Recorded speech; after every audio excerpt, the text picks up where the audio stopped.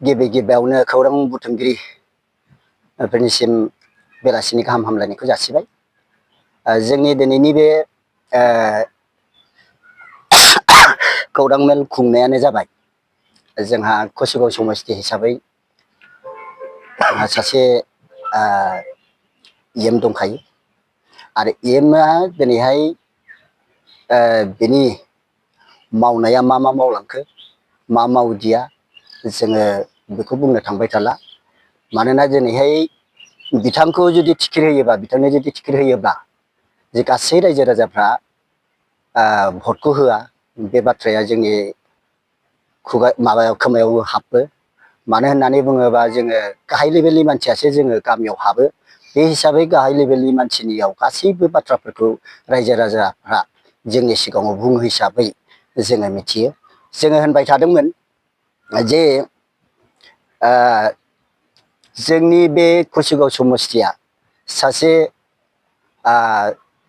सिटखौनो बोखारनानै हरनो हानाय मोनसे समस्ति आरो दिनैनि दिनावबो जोंहा देरहानाय समस्ति हिसाबै जोङो देरहानो थांगासिनो दंमोन।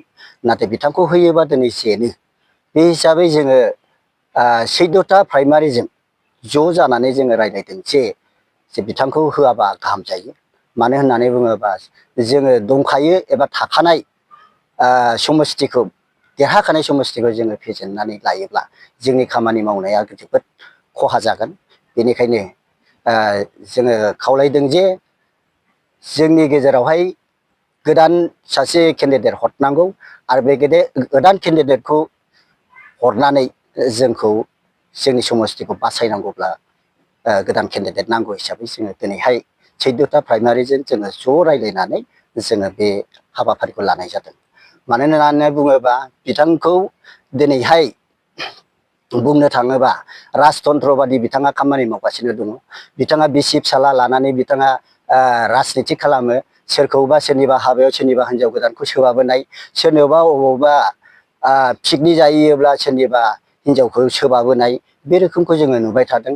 आरो बावैसो दाख्लैसो सरलपारायाव थांदों बिथांमोननि फिसालाया माखासे चेयारमेनफोरखौ लानानै बिथाङा बाहायबो सरलपारायाव थांनायावबो सासे मानसिखौ सोबानानै गारियानो बुख्रेबनानै अन्थाइ खुबैनानै सोखावना हरजादों। दा बेनिखायनो बिथांनि गासै मावनाया रायजो सिबिनांगौनि अनगायै उल्था जागासिनो दङ हिसाबै जोङो बेखौ बोखारनानै जोङो गोदान सासे केन्डिडेट हरोबा मोजां। आरो जुदि जोंनि समस्तियावहाय थाखानाय जेनाखि मानसिफोरखौ जुदि फसायाबा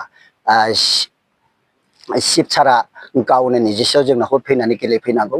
जोङो बेखौ 14था प्राइमारिनि सेक्रेटारि प्रेसिडेन्ट आरो वार्कार्सफोर दङ। जोङो ज' जानानै बेखौ खावलायनाय थाबाय आरो जोङो सानाखै जे बिथांखौबो जोङो गाज्रि बुंनो थाङाखैमोन। नाथाय बिथांनि आखल आखु मावनाय दिनैहाय जोङो मिथिगौ प्रतेकटा चेयारमेनखौ बिथाङा फैसा कालेक्सन खालामहोदों लननि नामै। लन होगोन होननानै बिथाङा 1396 थाखा बिथाङा कालेक्सन खालामदों सासे मानसिनावहाय इन्सुरेन्स खालामनो होननानै। दा बिथाङा बे फैसाखौबो दासिमबो रिफान्ड खालामफिनजोबाखै लनखौ होनो हायैयाव। दा बेनि थाखायबो बयबो रायजो राजाफ्रा दुखु मोननायखौ प्रकास खालामो। दा बिथाङा जुदि फैयोब्ला बिराद हुलुस्थुर जानाय बेबादि सम्भाबना दङ। आरो नैबे देमदेमा बुथनि सिङाव थानाय जौगापुरावहाय मोनसे बिथाङा 2022आवनो बिथाङा पार्क फाइन बानायहोदोंमोन। 26 जन मानसिजों बिथांमोनहा 3000 खरि खांनानै बस्ता बायदों, औवा बायदों आरो इन्जिनियारनो स्टिमेट बानायहोदों। आरो बे गावसोरनो खुद खस्थ' खालामनानै बिथांमोना 7 दिन खामानि मावदों। बेखौबो दिनै बिथांमोननो हरनो थाङाखै। आरो बिथांमोनहा गासिबो बयबो बे 26 जन मानसिहा गोजोननाय गैया। 26 जन मानसि माने 26ता न'खर बुगानो थांगासिनो दं बाहायबो। आरो गुबुनावबो बेबादिनो गोबां दङ।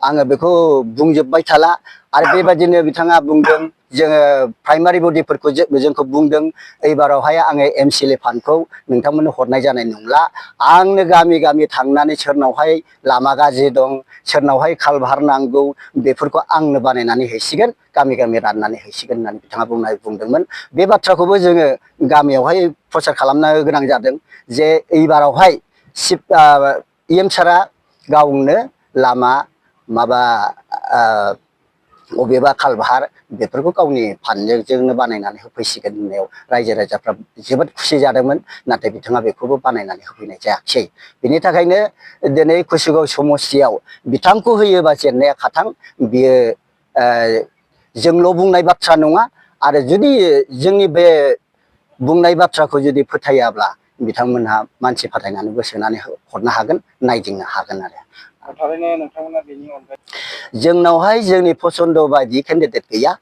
जोङो एकमात्र बेल' जाय केन्डिडेटखौ होयोबा जोंनि समस्तिया बासायजायो देरहायो जों बे केन्डिडेटखौनो होजानो लुबैयो आरो जुदि बे लकेलनिखौ जुदि बासिनानै मोनाखैब्ला चिफ सारा गावनो फैनांगौ जों बेखौ बिथांनि थाखाय जोङो सान हर खस्थ' खालामनानै खामानिखौ मावगोन जोंनि रायलायनाया बेनो जे बिथांमोनहा जुदि गोजौ हाइकामान्डआ जुदि जोंनि रायलायनाय जोंनि रिकुवेस्ट खालामनायखौ जुदि बिथांमोनहा मानियाब्ला जों बे 14था प्राइमारिनि सेक्रेटारि प्रेसिडेन्ट आरो बे वार्कारफ्रा जोङो रिजेक्ट होगोन।